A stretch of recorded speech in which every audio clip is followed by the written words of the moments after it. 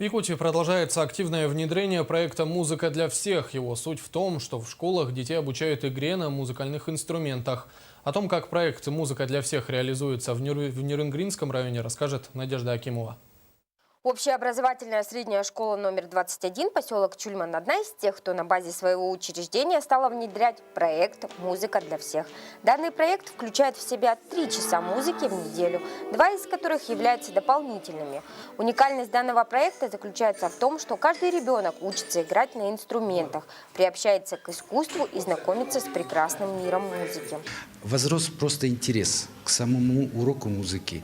И ребятишки просто на каждой перемене, если даже у них нет музыки, они летят поиграть на этих инструментах. Они чувствуют музыку, и вот до них это быстрее доходит.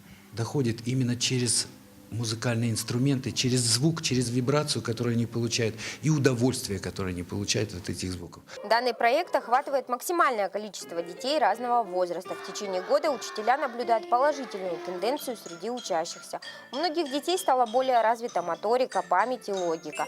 Музыка поспособствовала развитию у ребенка навыков чтения и восприятию точных наук, осваиванию языков.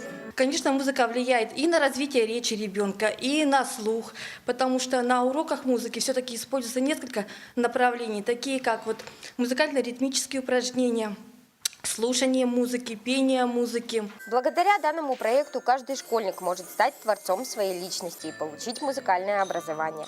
Проект «Музыка для всех» востребован, так как совершенствование общемузыкального образования, целью которого является воспитание культурного слушателя, остается важной задачей современной системы образования. Надежда Акимова, Кирилл Федоров, НВК «Саха», Нерюнгри.